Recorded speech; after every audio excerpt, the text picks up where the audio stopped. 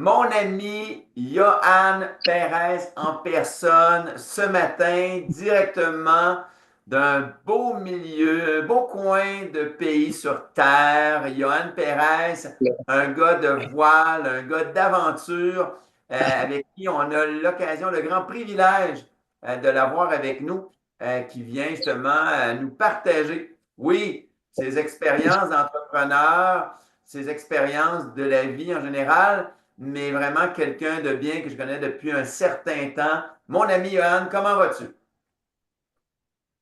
Michel, je vais super bien. Tu sais, pour moi, c'est toujours un plaisir. Et l'honneur est pour moi en fait, d'être avec vous ce matin. Ce matin ou cet après-midi, je ne sais pas quand est-ce que tu passeras la vidéo, mais lève la main, puis je serai toujours là pour toi, mon chum. Tu m'as tellement donné dans ces dernières années que ça fait plaisir de redistribuer à ma mesure. Ouais. Ben, écoute, c'est très, très, très gentil d'être là. Merci de ta grande générosité, Johan, comme toujours d'ailleurs. Alors, Johan, écoute, là, on te parle. T'es où exactement? Je suis dans mon jardin en Guadeloupe. Alors, je passe l'hiver en fait maintenant dans les Antilles.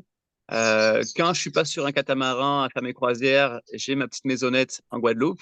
Et là, je viens juste de tomber en congé depuis quelques jours. Donc, je me pose, je reprends des forces et je repars déjà dans 3, 4 jours déjà pour une autre mission aussi sur l'eau. Donc là, tu vois, c'est mon élément. Là, je suis chez nous en ce moment, ouais. Wow, wow, wow. Écoute, ça pourrait être un beau milieu éventuellement de stage, de pratique de cours dans ce beau coin-là. Ouais, On aimerait faire une petite saucette ou une téléportation rapide chez vous, Johan. Euh, ouais, mais c'est merci de clair. prendre ce temps-là de congé là, entre deux voyages. Écoute, Johan, j'aimerais ça que tu nous parles un peu de ton historique là d'entreprise, là, parce que c'est toi qui as créé cette entreprise-là, avec tes idées, avec tes expériences. Tu as démarré tout ça comme un grand capitaine, comme on dit. Alors, écoute, parle-nous un peu un petit peu là, comment ça a décollé tout ça et où est-ce que vous en êtes rendu aujourd'hui? Ok, ben, je te fais un petit retour en arrière on va dire, c'est quoi, des 15 dernières années. OK. Parce que c'est vraiment là que ça a commencé. C'est avec la technique du tourisme à Montmo Oui. que j'ai fait de 2008 à 2010. J'ai adoré mon temps passé sur place. C'est 3 belles années de technique à côtoyer des élèves puis des profs super. Et après ce projet-là, ben, j'ai réalisé le projet FEM au Pérou comme guide accompagnateur. Et je me suis retrouvé après ça à travailler dans une agence de voyage. Et j'avais déjà un objectif en tête à ce moment-là, c'était un jour de posséder ma propre agence. Donc, je me disais, tout comme Michel, tu m'avais conseillé, je me disais, c'est quoi, Yo-Yo, je vais mettre sur un papier tout ce que j'ai envie de faire, mon plus grand rêve c'est d'avoir mon os et je vais définir les différentes étapes pour me rendre là. Donc, une des étapes, c'était ben, justement de travailler, de prendre l'expérience en tant que conseiller en voyage. Donc, j'ai commencé comme ça, comme conseiller, dans un an, puis ensuite changé d'agence pour travailler chez l'agence Traditour, qui est juste à côté du Cégep d'ailleurs, que je pense que vous avez déjà entendu parler. C'est un très bel exemple de réussite québécoise, le plus gros grossiste de voyages exotiques francophones nord-américains. Donc, j'ai travaillé là-bas au début comme conseiller, ensuite de ça comme cordeau, comme directeur adjoint des ventes et ainsi de suite. Donc, j'ai monté les échelons. J'ai accompagné aussi pas mal de groupes. Donc, je pourrais dire que j'ai pris mon expérience dans ces premières années. J'ai vraiment, j'ai vraiment touché au tourisme, j'y ai goûté, puis j'ai eu la piqûre. Jusqu'au temps où un petit rêve me revient en tête de me dire, oublie pas là, faut que tu t'endormes là. Oui, c'est beau, t'es bien, t'es dans tes souliers, t'as des collègues qui sont super, des belles responsabilités pour ton jeune âge, mais tu vaux plus que ça. Donc, je me suis dit, je veux mon agence de voyage. Et j'avais aussi un autre rêve, c'était un jour de traverser un océan à voile. Avant ça, en fait, avant de parler de Montmorency, j'ai vécu en Guadeloupe pendant plusieurs années sur un voilier avec mes parents. Donc, j'ai connu l'océan, le monde marin et tout. Puis, j'ai toujours eu cette petite envie d'aventure, puis d'aller plus loin que loin. J'aime bien cette expression-là. Et je me suis dit, allez, je sors un petit peu de ma routine. Puis, avant de lancer mon agence de voyage, je lance mon projet de traverser l'Atlantique à la voile. Donc, j'ai engagé mon frérot, j'ai engagé ma blonde aussi dans cette aventure-là, mon chien également. Et j'ai contacté après une maison de production dans l'idée de faire un show avec ça et de le rendre le plus gros possible, ce projet-là. Pas juste de faire du YouTube ou pas juste de le vivre pour soi, mais de créer un peu une aventure entrepreneuriale à travers ça, pour pas juste réaliser un rêve puis voir des belles choses, mais aussi continuer à avancer. J'aime bien en un coup faire deux choses en même temps. Et je me disais que finir ce projet-là avec un bagage supplémentaire, ben, ça serait génial pour mon projet d'agence. Je vous passe tous les détails parce qu'on pourrait passer 3 heures là-dessus. Mais en bout de ligne, Évasion ont signé pour une série de 10 épisodes de 45 minutes. Et je me suis retrouvé donc d'un coup marin, mais aussi directeur d'un projet télévisuel, acteur aussi, chum dans l'aventure, frère, parce que bon, l'aspect humain, et je pense que c'est en bout de ligne, c'est ce qui est le plus difficile, c'est de devoir gérer des émotions, se gérer soi-même, gérer son équipage. Mais c'était une année extraordinaire parce que j'ai retiré plein d'affaires et où est-ce qu'on a fini finalement notre voyage en Guadeloupe après une double traversée de l'océan. Donc, on est parti du Québec, on est allé vers les Açores, les îles Canaries, Madère, le Cap-Vert et on a traversé après l'Atlantique à ce niveau-là. Michel, toi, cette série, tu m'avais dit que c'était la plus belle série de télévision que tu as jamais vue de ta vie, hein, je crois, non? Absolument, absolument, absolument. Et qu'on revoit, qu'on revisionne en boucle et en boucle, là. On s'ennuie jamais. Puis c'est le côté image, c'est le côté Ouais. expérience, côté émotion, tu en parlais, là. Ça nous amène, tu nous amènes avec toi dans cette série-là, effectivement, oui, à voir. Ben, c'est un peu, je pense, ce qui a bien fonctionné, c'est qu'on n'était pas ni des vrais marins, parce que même si j'avais vécu sur un voilier, j'étais tout jeune, puis j'avais pas les connaissances du jour, j'avais jamais fait de trucs de télévision, j'avais jamais tenu une caméra non plus. Donc c'est ce côté un peu vrai qui nous a démarqué de la télévision, puis rajouter un côté sur l'environnement, sur la nature, sur l'aventure, sur la vie aussi à bord. Donc je pense que c'est ça qui a bien plu. Puis je fais une petite parenthèse, Michel, je te le dis en exclusivité à toi et tes élèves, Oh, un mais scoop! ouais, un scoop. TV5 Canada ont acheté les droits il y a 2 semaines. Ouais, Wow! donc ouais, Wow! c'est une Hey, méga nouvelle. bravo! Franchement, c'est Hey, incroyable. hey. Surtout que TV5 Canada, c'est eux à qui on avait pitché en premier le projet. Et ils nous avaient niaisé un petit peu, oui, non, on vous connaît pas, on sait pas qui vous êtes, vous avez jamais fait ça de votre vie. Donc finalement, ils s'étaient retirés du projet et OK. Évasion avait pris le relais. Et t'imagines-tu de voir finalement TV5 qui embarque sur le projet après que Évasion ait eu l'exclusivité? Ça redonne de la vie à la série, puis ça va être une bonne publicité pour les voyages que je te parle dans quelques minutes. Quel beau coup, là. Comme quoi, encore, Johan, là, quand tu oses, peu importe, Ouais. là, ce que tu produis, mais tu oses te lancer, ben, tu sais jamais les retombées. Puis ça, c'en est un très bel exemple, là. Wow! C'est incroyable. C'est incroyable. Le plus dur, je trouve que c'est de pousser la roue puis de la commencer à la faire bouger. Oui, Mais une fois qu'elle bouge, tu sais, moi, je vois bien l'image de la roue qui bouge et qui accélère. Et toi, oui. tu cours derrière, puis tu te dis, tabarnouche, j'aurais jamais cru qu'elle aurait roulé aussi vite. Mais c'est exactement ce que je vis depuis ces derniers temps. Donc, un projet en amène un autre. Un rêve donne fin aussi de réaliser un, ça donne le goût d'en réaliser d'autres. Donc, Ouais. faut vraiment se lancer. Puis, je pense que il y a pas plus simple que ça comme conseil. Tout défoncer. C'est ce qu'on souhaite et c'est pour ça que je suis là pour vous rappeler cette petite notion-là, ouais. Wow, wow, Ah, wow, Johan. Là, c'est ce que j'aime de t'entendre, c'est pas juste des idées, c'est pas juste d'avoir des rêves ou des pensées, c'est tout ouais. ça mis en action et de façon à ce que ça puisse fonctionner. Et t'en es la preuve vivante, là, Johan, là. Ben, tu sais, je pense que c'est important de s'inspirer des meilleurs. Puis, Oui. quand je t'ai vu là à l'émission de TV embarquer sur ton vélo, puis commencer à parler de tes rêves, j'ai dit, mais mon Dieu, mais c'est qui est cet homme? Je le connaissais parce que tu étais déjà mon prof à ce moment-là. Oh, ouais. Mais oui, définitivement, faut foncer, faut foncer. J'ai eu le goût de revenir de ce voyage-là parce que la production nous a proposé de faire une deuxième série. On a refusé. Puis moi, j'avais le goût donc de réaliser maintenant ce deuxième rêve, d'ouvrir mon agence de voyage. Euh, donc, ce que j'ai fait, c'est que le domaine de la voile n'est pas trop avancé au Québec, je trouvais.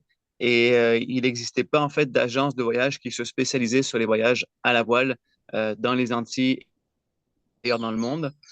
Donc, je me suis dit, je vais lancer le projet, je vais lancer ce style de séjour. Donc, depuis ce temps-ci, j'ai ouvert une agence de voyage. Donc, vous savez ce que c'est avec des comptes en fidéicommis, mettre l'argent de côté, l'argent des clients, tu n'as pas le droit de toucher à cet argent-là tant que les fournisseurs ne sont pas payés. Donc, il y a tout plein de règlements qui sont à respecter. Mon objectif à travers tout ça, c'est de faire vivre la plus belle expérience de voyage en mer possible à mes voyageurs. Donc, c'est ce que je fais depuis ce temps-ci. J'ai lancé la première destination qui était la Guadeloupe. Donc, les clients prennent l'avion pour arriver à Pointe-à-Pitre, la capitale. À partir de là, j'organise un transfert pour aller les récupérer à l'aéroport. Puis, ils embarquent sur le bateau avec moi, leur capitaine, et ainsi qu'un hôte ou une hôtesse qui lui ou elle, va gérer la nourriture. Et pendant 8 jours, on se promène d'île en île. Donc, la Guadeloupe, c'est un ensemble d'îles, c'est un archipel. Donc, il y a quelques navigations qui s'effectuent durant le voyage, toujours à destination ou à proximité de la côte.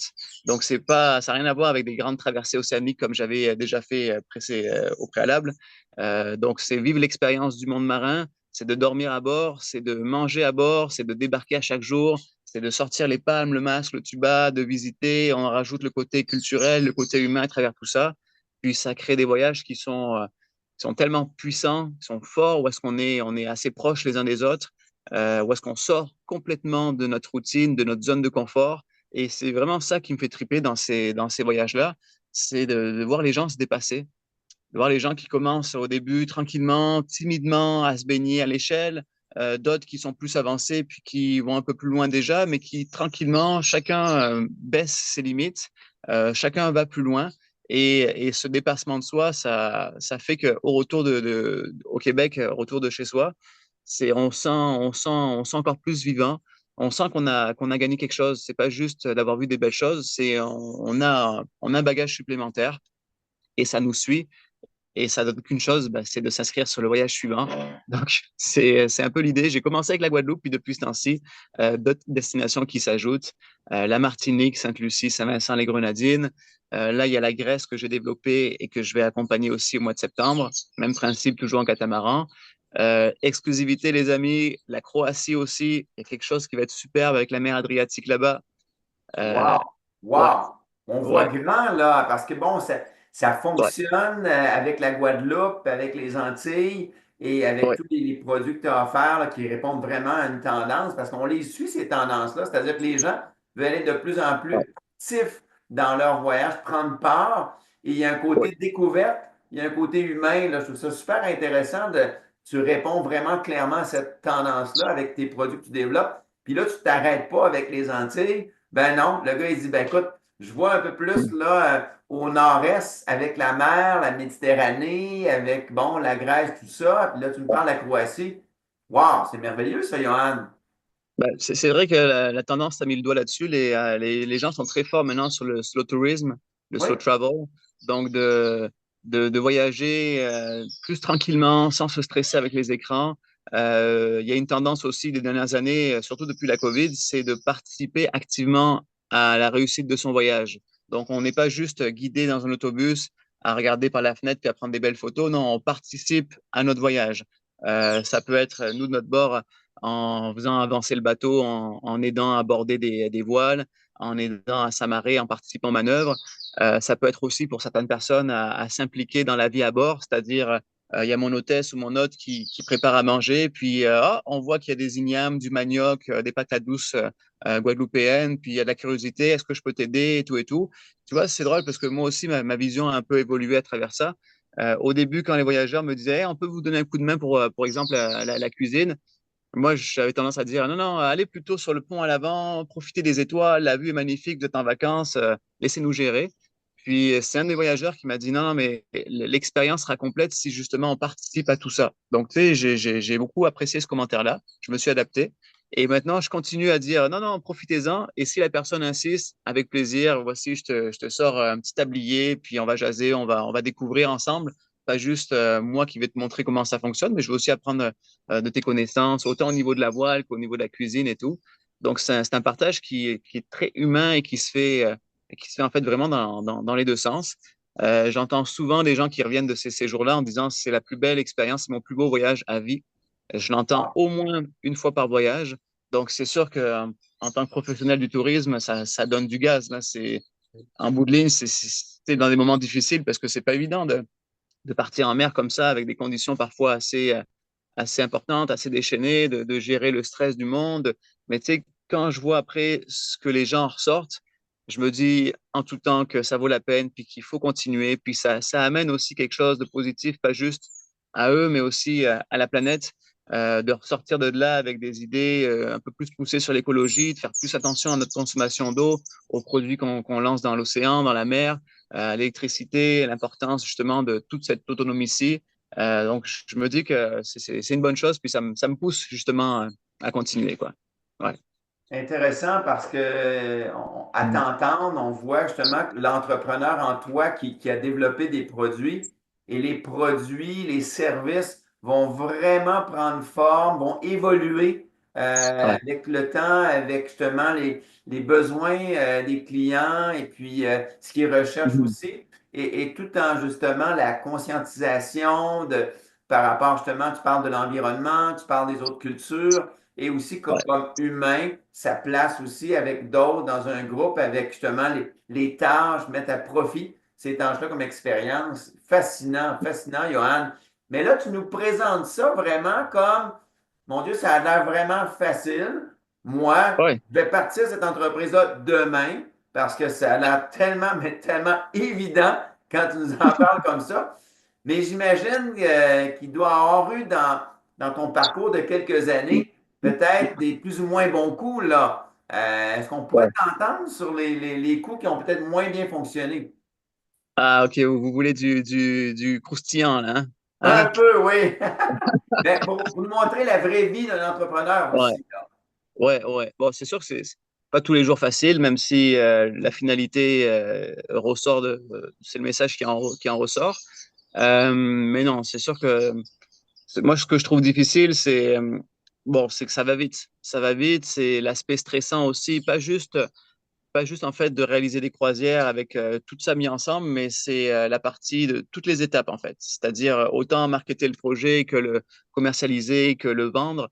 L'aspect vente est quand même une partie assez importante. C'est la base, on dirait. Sans client, il y a pas de voyage qui se passe. Donc ouais, j'ai déjà eu une coupe de stress, tu sais, de réveil à 4 heures du matin, où est-ce que d'un coup là tu sors d'une somnolence, puis tu commences à penser, là, et là, tu commences à avoir chaud et tout, puis tu te dis, oh là là, comment je vais y arriver? Ça, au début, là, la première année, là, c'était assez récurrent. Et je me suis rendu compte qu'en fait, dans ces cas-là, euh, bah, il faut avancer, puis il faut rester dans l'action. Tu sais, la règle du 80-20, on fait souvent avec 80% de notre temps, seulement 20% des choses importantes, tandis que finalement, c'est l'inverse qu'on devrait faire. C'est avec le 20% de notre temps focusé sur le 80%. Donc ça m'aide beaucoup des fois juste de me retirer un moment, puis de dire, attends, j'ai l'air tellement occupé, mais finalement, c'est quoi qui m'occupe tant que ça? Ah, c'est des niaiseries de répondre sur les médias sociaux, c'est de préparer les trucs qui peuvent attendre. Non, là, il y a une urgence, il reste 2 places à vendre pour un voyage qui arrive dans un mois. Parfait, c'est quoi mes actions directes que je vais pouvoir entreprendre pour aller vendre ces 2 places-là, pour être en mesure d'avoir une rentabilité ou pour être en mesure d'éviter d'avoir des pertes, tout simplement, parce qu'au début, c'est ça, hein, l'idée, c'est quand tu commences, c'est oui, c'est de générer du revenu, mais c'est première année, idéalement, de ne pas avoir de pertes. Donc, c'est un peu ça mon objectif l'année numéro un. Donc, bon, ben, qu'est-ce que je fais? Je sors le téléphone, je me mets sur les appels, je contacte du monde, je reste dans l'action et je me suis rendu compte que ce stress, cette anxiété que je pouvais avoir le matin, pouf, quand je suis dans l'action, ça disparaît. Après, je me dis, regarde, j'ai tout fait pour essayer de les vendre, ces places-là. Si je ne les ai pas vendues, c'est tout simplement que c'était pas le bon timing, c'était que la demande n'était pas présente. Et pour les prochains voyages, ben, je me rattraperai, puis c'est là que ça sera plus payant, puis c'est là que finalement que ça créera un équilibre. Donc, rester dans l'action, définitivement, ça c'est important. Puis, ça m'aide beaucoup. Puis, un truc aussi à ce niveau-là, c'est vraiment d'avoir une vision.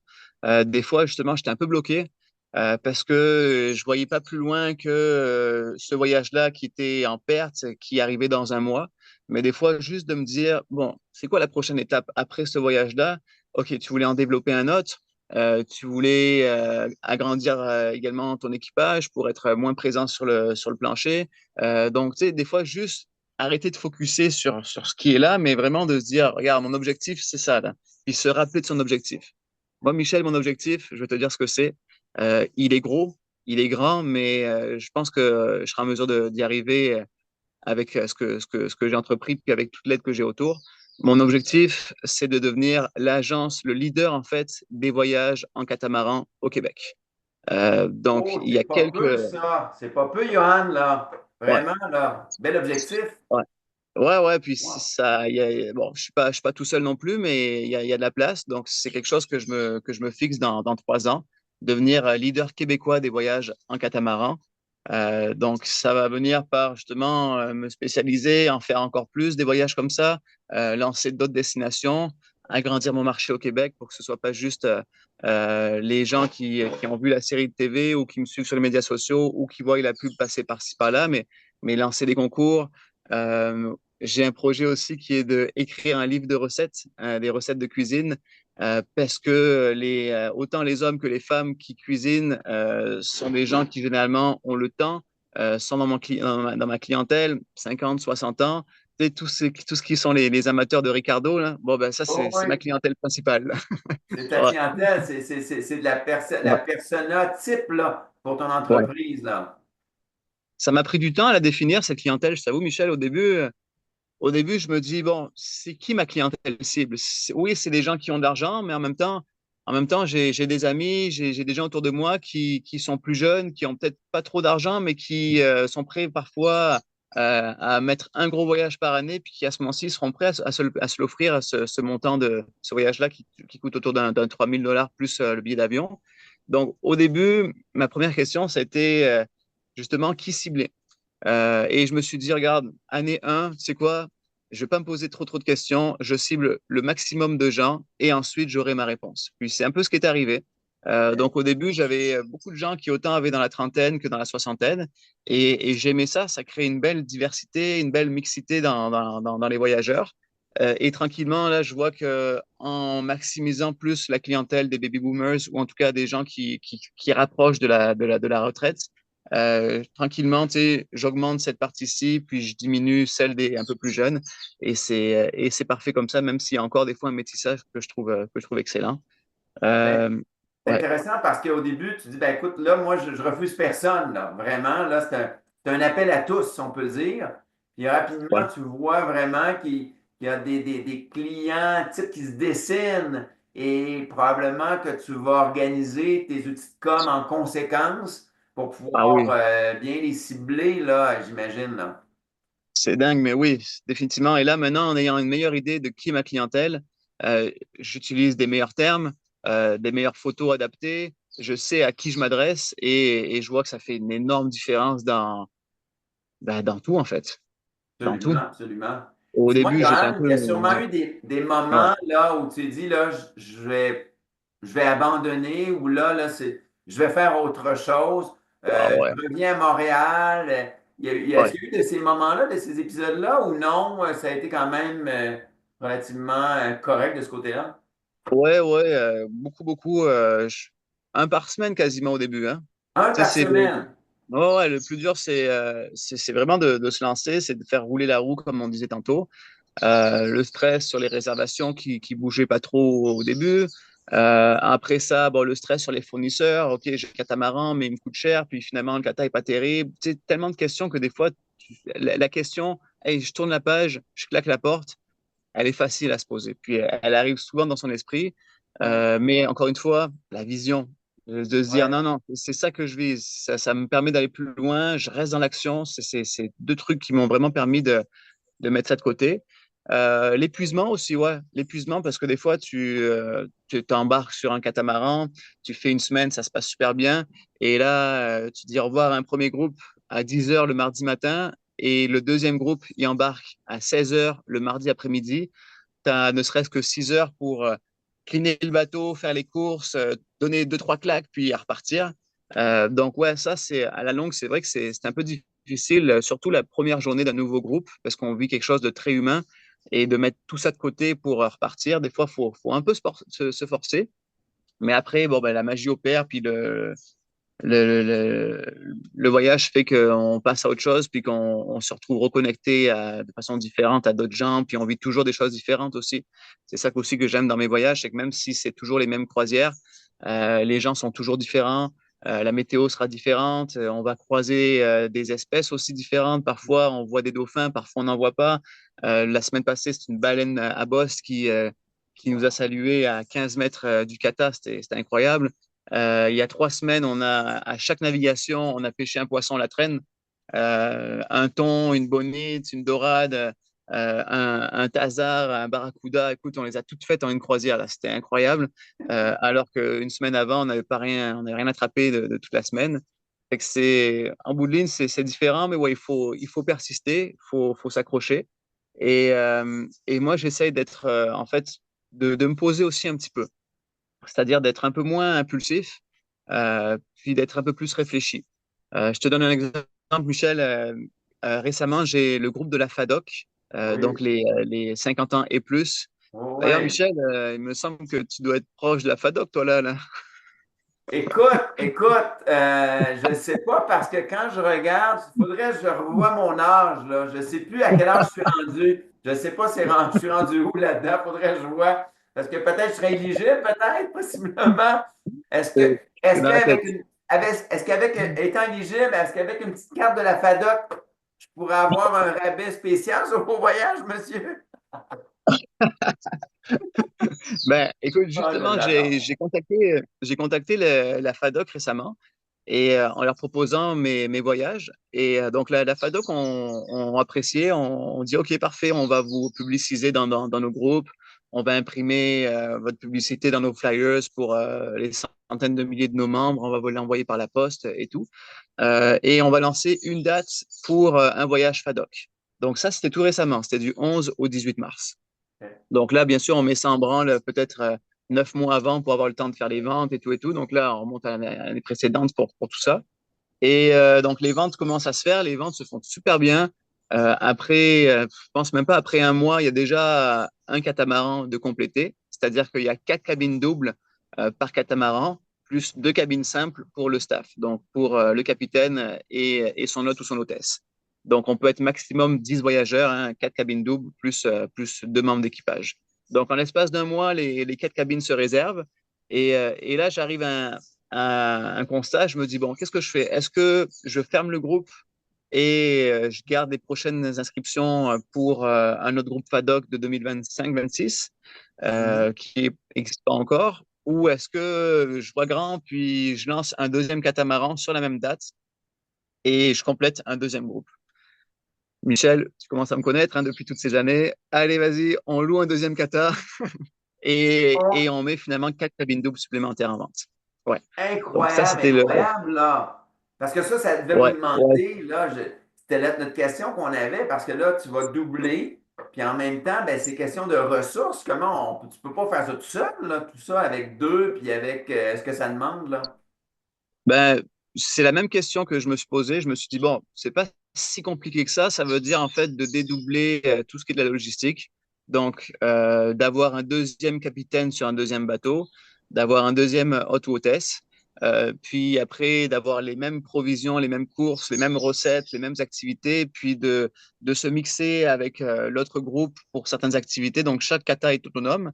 Oui, Mais ensuite, quand on est dans certaines places, on se met à l'épaule, c'est-à-dire 2 catamarans côte à côte. Je t'enverrai des photos, c'était super beau. ouais, tu me Certaines tentes, là. activités, ouais, certaines activités, le groupe est autonome, mais d'autres, pourquoi pas justement mixer tout ce beau monde-là, puis faire des activités particulières. Donc, tu sais, c'est un peu mon idée. Je me suis dit, c'est pas si compliqué que ça. J'ai le temps, le groupe pogne, on y va all-in. Et donc, parfait. Deuxième date, c'est bien complété aussi. Ça a pris un peu plus de temps, mais quand même, le deuxième catamaran, c'est complété. J'ai engagé un deuxième skipper qui est mon frère, en passant, qui habite OK. en Guadeloupe lui aussi. et qui fait aussi des croisières de temps en temps, un peu à temps perdu parce qu'il est resté plus dans le monde de la télévision, le monde de tout ce qui est caméra, réalisation, c'est plus ça son dada. Mhm. Mais il continue à avoir cette passion de l'océan. Donc, j'ai engagé mon frère, j'ai trouvé deux super bonnes hôtesses et le projet est parti. Mais tu vois, un peu de façon impulsive, sans trop même me poser la question sur est-ce que de façon rentable, est-ce que ça vaut la peine? Et en bout de ligne, oui, parce que tu rajoutes un deuxième voyage dans une même date. Mais tu vois, ça, c'est juste au retour du circuit qu'en faisant les comptes, bon, c'est positif, mais tous les efforts que ça a demandé, justement, de chercher tout ce monde-là, de créer un peu cette nouveauté, tu sais, c'est positif, mais en termes financiers, ça n'a pas été extra. La raison est simple, c'est que moi, le catamaran que j'utilise, en fait, je loue sur une période de 6 mois. Donc, je suis pas propriétaire, je suis locataire. Et ça me permet maintenant, 2 ans après m'être lancé, donc sur 6 mois, d'avoir des prix de location qui sont beaucoup moins chers qu'au début quand je commençais, où est-ce que j'avais un cata juste pour 2 semaines par-ci, pour 2 semaines par-là, 3 semaines, où est-ce que ça me coûtait beaucoup plus cher. Donc, mon catamaran me coûte pas très cher maintenant et le fait de louer un deuxième catamaran juste sur une semaine, ben, en fait, c'est simple, me coûte 2 fois plus cher que le kata que j'ai pour la même période d'une semaine. Donc, Donc, est-ce que je tout le ça referai? rajouté, donc plus une location, les coûts que ça demande en si peu de temps. Là, tu te dis, ben écoute, Ouais, je l'ai fait, je me suis lancé, mais après ouais, avoir regardé tout ça, les prix, comment ça a coûté, là. Mais tu l'as fait ouais. aussi, puis c'est en le faisant, Alors, ouais, puis qu'on on voit vraiment si ça vaut la peine ou pas par la suite, là. ouais, mais tu vois, moi, je pense que c'est un peu ça mon défaut. Je suis trop, puis c'est un peu le défaut de mes qualités, mais je me lance trop vite. Je me lance trop vite, puis des fois, je réfléchis, mais ça me prend, tu sais, je suis tout seul encore dans ma compagnie, même si j'engage du monde, même si j'ai énormément d'aide à droite à gauche. Mais prendre une décision, c'est très rapide parce que je j'ai personne d'autre à consulter que moi-même. Alors, c'est ultra positif parce que ça me permet d'avancer vite, ça me permet de faire ce que j'ai en tête, puis de faire exactement comme ma vision me le propose. Mais ça a un peu le désavantage des fois de me dire, hey, tu devrais peut-être te relaxer un petit peu, peut-être dormir là-dessus, puis peut-être, tu sais, en parler à Michel, pourquoi pas, il donnerait des bons conseils lui avec. Ouais, Écoute, tu as besoin peut-être d'un partner, là, quelqu'un avec qui justement pouvoir prendre des décisions, ouais, là. Mais écoute, on pourrait jaser business si tu veux un peu plus tard par la suite, c'est intéressant. Mais il y a cette question-là parce que là, tu vas offrir d'autres circuits, vous allez vraiment prendre l'expansion. Il va y avoir probablement des questions de dire, ben, est-ce que je dois engager possiblement là, pour pouvoir être capable ouais, d'offrir les services, là. Mais ça, je pense que ça arrive avec le parcours d'entrepreneur type là, qui développe et après ça ouais. voit pour les ressources. Là. Ouais, je suis un peu dans ces questionnements-là. Puis là, c'est ça. Là, j'ai envie de développer d'autres destinations. J'ai aussi envie de faire toutes les destinations, moi au moins pour les premières fois, pour m'assurer que la vision soit bonne, pour aussi ben, mettre mon nom, mettre ma tête dessus. C'est important actuellement pour ce qui est des voyageurs. Donc, tu sais, mes développements seront toujours comme ça, du moins pour les prochaines années. Je commence, moi, avec ma tête Oui, comme skipper ou même parfois comme hôte. Ça m'est déjà arrivé d'engager des skippers pro pour apprendre le métier et être hôte à ce moment-ci les premières semaines pour voir un peu comment ça se passait. Puis une fois que le voyage était fait, une fois que j'avais pris les connaissances du skipper, les connaissances locales, ses contacts, tous ses conseils, là, à ce moment-ci, je devenais le skipper sur la destination, puis j'engageais un hôte ou une hôtesse. Donc, je pense que c'est une belle formule qui marche bien. Mais oui, je suis en train de penser à engager du monde pour tout ce qui est développement, pour me donner un coup de main parce que tout seul, sinon, j'y arriverai pas, ou bien j'y arriverai, mais en faisant 100 heures par semaine. Puis l'idée à travers tout ça, ben, c'est d'avoir du fun, c'est de vivre de sa passion, mais il faut que ça reste une passion. Quand tu es trop dedans, puis quand tu as trop le nez collé, au bout d'un moment, ben, tu risques de t'épuiser, puis c'est ce que je veux éviter avant tout. Donc ça, je me le rappelle régulièrement. Mm. on en parlait tout à l'heure avant de l'entrevue, là, on est la ressource principale là, et tout, donc de la préserver, là. Et justement, on n'a pas toutes les qualités, on n'a pas tout le temps nécessaire aussi. Donc, d'aller chercher hein, des ressources là, qui pourraient bien nous aider à avancer. Écoute, je vois le temps filer, Johan. Écoute, ça manque pas d'intérêt, au contraire. Dis-moi, Johan, si tu avais un ou deux trucs là, à nous partager à de futurs entrepreneurs comme nos finissants, ça serait lesquels? Pardon. Ok, bonne question, Michel. Moi, j'aime bien finir quelque chose que j'ai commencé. Et je pense que ça s'applique à tous les domaines. Tu sais, je pense par exemple à un écrivain qui écrit son livre pour la première fois. C'est sûr que son livre sera pas un best-seller, ou en tout cas, les risques qu'il le soit sont assez limités. Mais c'est en le finissant son livre qu'il sera en mesure justement de prendre du recul puis de s'améliorer. Si on commence quelque chose puis on se dit ah non ça c'est nul ce que je fais, c'est de la merde, ça c'est je passe à autre chose. Ben, je trouve que ça ne nous donne pas assez de distance pour pouvoir apprendre de nos erreurs et de nous améliorer. Donc, même s'il y a quelque chose qui, on le sait, est voué à l'échec, même si ça ne marchera pas, même si pour X raison, c'est pas bon, tu sais, mettre un point final là-dessus, le finir, prendre la distance, regarder ce qui n'a pas bien été, puis continuer après avec ça. Ça, c'est un truc que je trouve que je trouve bien important. Oui. On a-tu le temps pour un petit deuxième? Ah oui, oui, on a le temps pour un deuxième. Euh, Être conscient que c'est pas toujours facile, l'entrepreneuriat. Puis, moi, je vois ça un peu comme, j'ai entendu ça à un moment, une dame qui, dans une de ses conférences, qui me parlait de shit sandwich. S-H-I-T, shit sandwich. C'est-à-dire que dans tout projet d'entrepreneuriat, il y a des actions de marde à réaliser et il faut les définir et il faut savoir pourquoi on les fait, justement, pour être en mesure d'avancer puis de réaliser notre projet. Moi, mon shit sandwich, par exemple, je peux te le dire, tout ce qui est médias sociaux, je trouve ça chiant de mettre des publications, de répondre euh, aux commentaires, mettre des photos et tout. Ça me pèse, je trouve que c'est un peu lourd et tout ça, mais je me dis qu'il faut que je passe par là pour après qu'il y ait de la visibilité, qu'il y ait des ventes et ci et ça. Donc, en le sachant que c'est quelque chose qui fait partie du processus, bah, je le prends avec beaucoup plus de légèreté. Oui. Et les shit sandwich, ça s'applique dans tout, même dans un voyage. On a le goût de faire un voyage, ça coûte de l'argent, il faut que je travaille pour économiser cet argent-là. Parfait, ça fait partie du processus, puis on dirait que tout devient plus léger grâce à ça. C'est un peu ma Oui, vision. non, c'est un excellent point, là, sachant, je regarde avec nos finissants, il y en a qui vont faire leur stage là, à l'étranger. Bon, il y a un certain investissement, il y a des dépenses, tout ça relié à ça. Mais on doit passer Mhm. par là. Il faut le travailler, il faut s'organiser, il faut prendre tout le temps nécessaire pour le faire, là. Tellement, Ouais. tellement intéressant, Johan. Écoute, on t'écouterait là, dans des heures et des heures et des heures, là. Et puis, écoute, là, on va vouloir justement aller sur ton site web. Rappelle-nous ton site web. Yes. Alors, c'est prendre le vent voyage. Prendre le OK. vent voyage, voyage avec un S, .ca. Et vous aurez toutes les infos sur les dates, les destinations, Facebook, même chose, Instagram aussi. Vous savez que j'aime ça beaucoup, beaucoup, beaucoup, les médias sociaux. C'est ça qu'on a juste de comprendre, là, oui. Suivez-moi, mais j'aime pas ça quand faire de publication. C'est important, on va te suivre. Il y a- Non, mais je vous le dis à vous parce qu'on est entre nous, on est entre professionnels.